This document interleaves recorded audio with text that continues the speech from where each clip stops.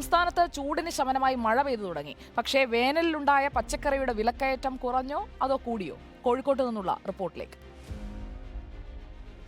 ചൂടിന് ആശ്വാസമായി മഴ പെയ്തു തുടങ്ങിയിരിക്കുന്നു. കുറച്ച് ദിവസങ്ങൾ കഴിഞ്ഞാൽ സ്കൂൾ തുറക്കാൻ വേണ്ടി പോവുകയാണ്.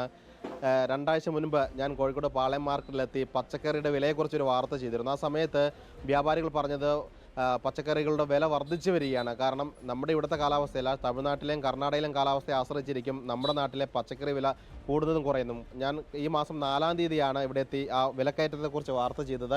ഇന്ന് 20-ാം തീയതിയാണ്. ഈ പാളയം ഈ മൊത്ത കച്ചവട കേന്ദ്രത്തിലാണ് ഞാനുള്ളത്. വില നോക്കാം. പയർ ബാഗ് റേറ്റാണ് 82 രൂപയാണ്. അതായത് ഈ പയർ പുറമേ നിന്ന് വാങ്ങണമെങ്കിൽ ഒരു 3 രൂപ മുതൽ 5 രൂപ വരെ അധികം കൊടുക്കേണ്ടി വരും. പക്ഷേ ഈ മാസം 4-ാം തീയതി 57 രൂപയുണ്ടായിരുന്ന പയറിനാണ് 82 രൂപയായിരിക്കുന്നത്. കോവയ്ക്ക് 50 രൂപയാണ് ഇന്നത്തെ വില. ഈ മാസം 4-ാം തീയതി അത് 38 രൂപയായിരുന്നു. ഇളവനാണെങ്കിൽ ഇളവന് വില കൂടി 19 രൂപയുണ്ട്. ഈ മാസം 4-ാം തീയതി അത് 10 രൂപയായിരുന്നു. അങ്ങനെ ഓരോ സാധനത്തിനും 1 രൂപ മുതൽ 5 രൂപ അല്ലെങ്കിൽ 6 രൂപ വരെ വില വ്യത്യാസം വന്നിട്ടുണ്ട്. ഏതെങ്കിലും സാധനത്തിന് വില കുറഞ്ഞിട്ടുണ്ടോ? സാധനം ഇപ്പം ഈ സീസണിൽ എല്ലാ സാധനവും വില കൂടാ ചെയ്തത്. കാരണം ഇപ്പം മഴ തുടങ്ങിയപ്പം ഇന്നിപ്പം പാവക്ക കഴിഞ്ഞ ദിവസം വളരെ കിട്ടാനില്ലായിരുന്നു. ഞാൻ ഈ മാസം 4-ാം തീയതി വന്ന സമയത്തെ പാവയ്ക്ക ഇവിടെ കാണാനുണ്ടായിരുന്നില്ല. പക്ഷേ ഇപ്പോൾ ഒരു ബോക്സ് പാവയ്ക്ക ഇരിപ്പുണ്ട്. ഇതാ പച്ച പാവയ്ക്കയാണ്. ഈ പാവയ്ക്ക എത്ര വില? കിലോ എത്ര? ഇപ്പം 80 രൂപ വിലയാണ്. പക്ഷേ സാധനം ക്വാളിറ്റി ഇല്ല. ഇപ്പം മഴയായോ പ്രശ്നം? അന്ന് വന്നപ്പോൾ ചൂടായിരുന്നല്ലോ. ഇപ്പം മഴയത്ത് സാധനം വരുന്ന ക്വാളിറ്റി ഇല്ലാതെ വരണം. ഇപ്പം ഇന്നിപ്പം ഊട്ടിയിൽ ബീൻസിന് ലേലം പോകുന്നത് 160 ഉറുപ്പ്യാണ്. 160-170 രൂപ. അത് ഇവിടെ വരുമ്പോഴത്തേനും ഏകദേശം 180 ഉറുപ്പ്യൻ്റെ മേലെ വില വരും. പയറിന് കഴിഞ്ഞ ദിവസത്തിനെക്കാട്ടും ഇപ്പം 80-85 രൂപ വിലയായി. ഇപ്പം മഴ കാരണം ആരും സാധനം വാങ്ങാൻ ഇറങ്ങാതെ തന്നെ ഒരുപാട് സാധനങ്ങൾ വേസ്റ്റേജ് വരും. ഇന്നിപ്പം മുളകിന് 85 രൂപയാണ് ഉണ്ടമുളകിന് വന്നത്. പച്ചമുളക്, നീണ്ട മുളകിനും ഉണ്ടമുളകിനും ഒരേ റേറ്റാണ്. ഏകദേശം അതേ റേഞ്ചിന് തന്നെയാണ് പോകുന്നത്. മുളകിടാതെ കറി വെക്കേണ്ടി വരുമോ? ഇങ്ങനെയൊക്കെ പോകണം. കുറച്ച് ഇപ്പോൾ സ്കൂൾ സീസണും കൂടിയാണ് വരുന്നത്.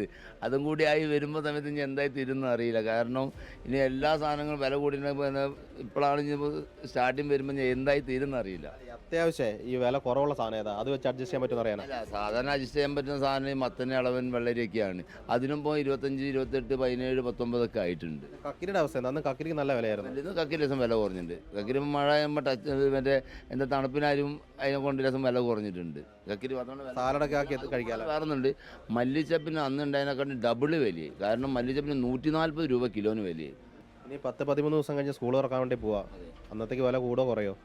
അല്ല, വില കൂടരുതെന്നാണ് ഞങ്ങൾ ആഗ്രഹം. കാരണം വെച്ചിട്ടുണ്ടെങ്കിൽ ഞങ്ങൾക്ക് കർഷകരിൽ നിന്ന് എങ്ങനെയാണ് സാധനം വരുന്നത് അതേമാതിരിയാണ് ഇവിടെ സെയിലെടുക്കുക. കാരണം ഇപ്പം തമിഴ്നാട്ടിലാണെങ്കിൽ നല്ല മഴയാണ്. ഇപ്പോൾ കർണാടകയിൽ മഴ തുടങ്ങി. കഴിഞ്ഞ ദിവസം വെയിലായിരുന്നു. ഇപ്പം നല്ല മഴയാണ്. പക്ഷേ സാധനങ്ങളൊക്കെ ഭയങ്കര ടൈറ്റാണ്. എല്ലാ സാധനങ്ങളും ടൈറ്റാണ്. കാരണം ഒരു സാധനം നല്ലപോലെ കിട്ടാനും ഇല്ല.